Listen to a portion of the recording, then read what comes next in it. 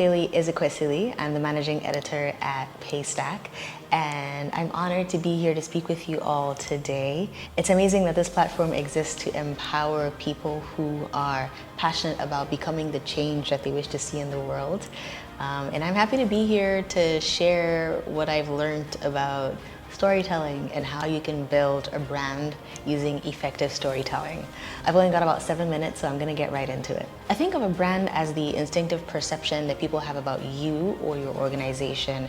And this perception is triggered by a number of things, right? Like their encounter with you or your product or your work or the work that you do. But also, importantly, it's triggered by the stories that you tell about yourself. Storytelling is important because it helps you build loyalty. It helps you build an army of advocates who are willing and excited to support the vision that you have put forth. So with storytelling, you build an emotional connection that rouses these people to your cause. Let's look at some examples of brands that, for me, trigger some sort of emotional feeling.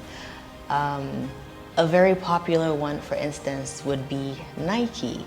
When you think Nike, you think determination, perseverance, badass athletes pushing themselves to their limits for their sports.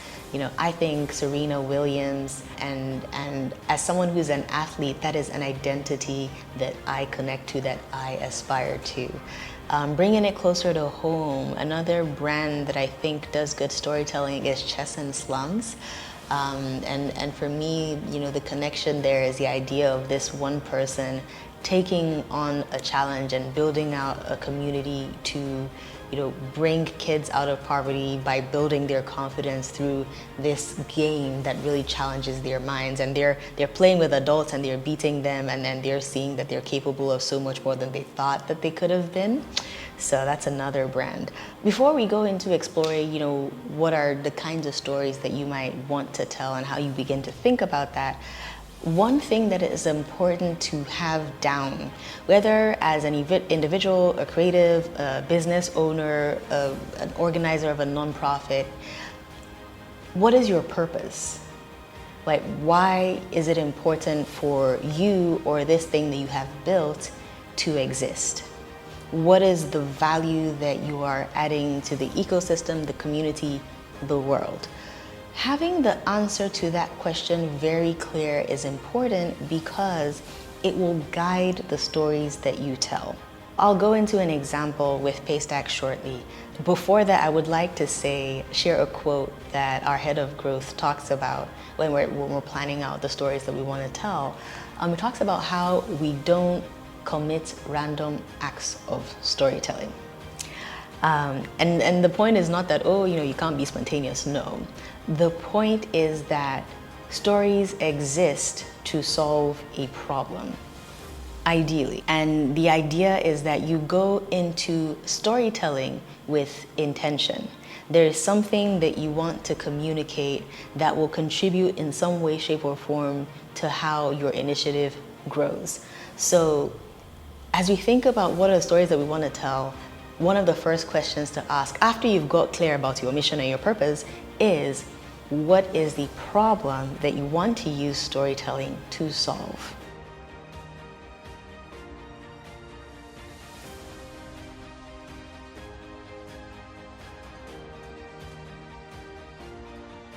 So for example, let's say at Paystack, we care about accelerating commerce for businesses of all sizes. And along the line, we realize that big enterprise businesses think that Paystack is only for small businesses, SMEs. So the problem that we would want to solve with storytelling is communicating to enterprise merchants that, yo, y'all can use Paystack. So with that problem in mind, we set out to create case studies, which essentially are, you know, short, like 3 to 5 minute video stories that tell the story of an enterprise that's currently using Paystack, the impact that they're having in the world, and how it is that Paystack supports them to make that impact. Let's break that down a little bit. So we've identified the problem, which is that a certain segment does not know that they need to use Paystack, right? The next bit is, who is the audience? Like, who are we trying to target with this thing? The answer to that question is captured in the problem: enterprise merchants. And then the last step is crafting a story or a content approach that solves that problem. Now, just to note, like, as we talk through this, I'm going to be saying story and content interchangeably. So remember that if you're going to be investing time and energy into storytelling, there has to be a clear reason why. Like, there's got to be a problem that it's solving. There's got to be a clear audience, right? That will help you clarify what story you're trying to tell, what channels you're going to push the story through to reach that audience. And it will help you also figure out, you know, what success looks like, because you can measure against, is the problem solved? So when it comes to storytelling, there are different content types that you might contemplate to solve whatever the problem is that you have outlined. So there are testimonial videos, which are stories of impact, whether it's of people that have been impacted by you, your business, your organization, your initiative. Can you get someone who is willing to say that, yo, like, my encounter with this organization changed my life, right? As human beings, we care about social proofing, so it's great to see, you know, when we see other human beings talking positively about something, it makes us sit up. It's like, oh, okay, maybe that might apply to me too. So testimonials are one way. Event recaps are another story to tell. They help create a bit of FOMO. They also give people a peek into what's going on with your organization. The more visibility people have, the more likely that there are touch points that they will connect to. I'm gonna quickly go over the different formats that these stories could take. And the format that you choose will depend on the audience that is associated with your problem, right? So the story that you end up telling, the content that you end up producing, is it going to be a blog post? Is the format a podcast? Is it a YouTube series? Is it an infographic?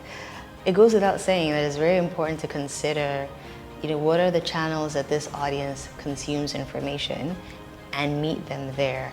So diving a bit more into creating stories, there are a few principles that I personally keep in mind. One is be real, be human. Humans connect to other human beings. They connect to stories of growth. They connect to stories of failure, because we're all human, and sometimes it's great to see how people transcend challenges. So in your storytelling, put people's faces forward. Don't be afraid to get vulnerable and let people know, like, what's really going on. So that's one. Be real, be human. Another bit that I found is help people. So when it comes to content, like, people are looking to learn, people are looking to grow. So within your capacity as a business owner, you know, running a nonprofit, what are the ways in which you can help people? And tell stories of that. In our case, us being Paystack, helping people looked like, we went through a big learning process when we rented our first billboard, and we learned so much. But that was information that we noticed wasn't readily available online. So we told the story of, you know, from the start of going to the printer, to the journey of getting it up on the board, to the thought process behind, like, what is the copy that we put on there, essentially showing people how to go through the same journey themselves. And that resulted in a lot of goodwill towards us. People felt like, yo, this is a company that's not afraid to share information and be transparent if it helps us grow. And that is a brand identity that we care about. We want people to know that we are happy, excited to support. So how-tos are one way to build a community with storytelling. Another principle is do what you can with what you have. So for the longest time, I was super into mobile photography. I believe that the best camera is the one that you have on you. So for the visual storytelling that you eventually explore, you don't need the fanciest cameras. There are a number of phones out there that do a good job capturing images. It is just important that you pay attention to the spontaneous moments, right? And you're ready to document those.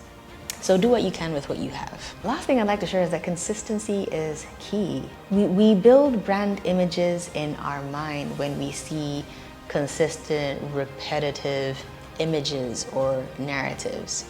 When I think of Nike and I have all these associations of athletic excellence, I can point to all the things that contribute to that image for me.